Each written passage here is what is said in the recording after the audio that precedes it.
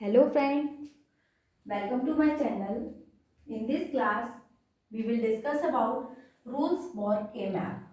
Last class में हमने K-map के बेसिक डिस्क्रिप्शन पढ़ा था, K-map क्या होता है and how to draw K-map for 2 variable, for 3 variable and for 4 variable. Now we are going to discuss the rules for K-map.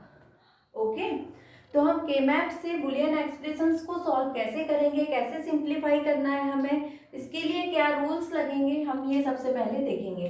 तो ये जो रूल्स हम पढ़ने के लिए जा रहे हैं ये सारे सीक्वेंस में हैं और हमें सीक्वेंस में ही अप्लाई करना है। जब भी हम बुलियन एक्सप्रेशंस को सिंप्लीफाई कर रहे होंगे विद द हेल्प ऑफ के मैप तो हमें इनको सीक्वेंस में ही अप्लाई करना है। ओके, सबसे पहले हम पहला ग्रुप देखते हैं। पहला जो हमारा रूल है वो है group does not contain any zero. Means किसी भी जो के मैप है उसमें जो हम ग्रुप बनाएंगे, सबसे पहले हमें ग्रुप बनाने होते हैं, तो ग्रुप में कभी भी हम जीरो जो है उसको नहीं लेंगे। किसी भी जीरो को हमें के मैप के अंदर नहीं लेना है। हम ग्रुप में किस किस को ले सकते हैं, either one or don't care. Don't care को हम क्या बोलते हैं, डोंट केयर मीन्स इस तरीके से आप डिनोट करते हैं क्रॉस। ओके, तो या तो आप वन को लेंगे ग्रुप में या क्रॉस को लेंगे, डोंट केयर को लेंगे। आप जीरो को कभी भी किसी भी ग्रुप में नहीं लेंगे।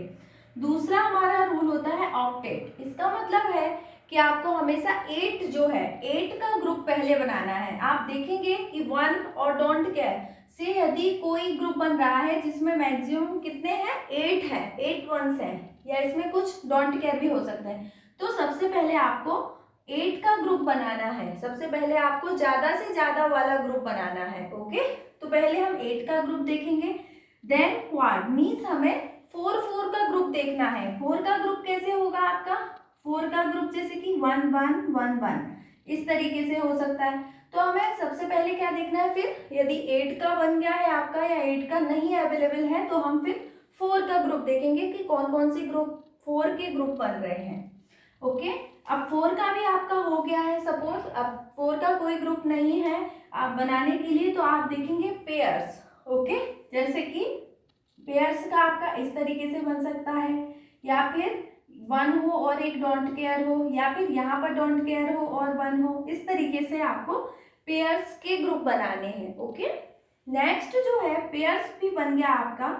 देन यदि आपके कोई पेयर्स नहीं बचे हैं, कोई 4 के ग्रुप नहीं बचे हैं, कोई 8 के ग्रुप नहीं बचे हैं, तो लास्ट में हमें सिंगल यदि अवेलेबल है तो आप सिंगल भी आप इस तरीके से उन्हें ग्रुप में कर सकते हैं, ले सकते हैं। ओके, लास्ट जो बहुत ही इंपॉर्टेंट टर्म है रिमूव रिडंडेंट टर्म। इसका मतलब है कि जब हमने सारे ग्रुप बना लिए हैं तो इसमें से यदि कोई रिडंडेंट टर्म है, यदि ऐसा कोई ग्रुप जिसकी हमें जरूरत नहीं है, जो कि केवल डोंट केयर की वजह से ही बन रहा है, इसके कोई वन की वजह से नहीं बन रहा, बस हमें ये देखना है कि सारे के सारे वन ग्रुप के अंदर होने चाहिए, कोई भी वन बाहर नहीं होना चाहिए।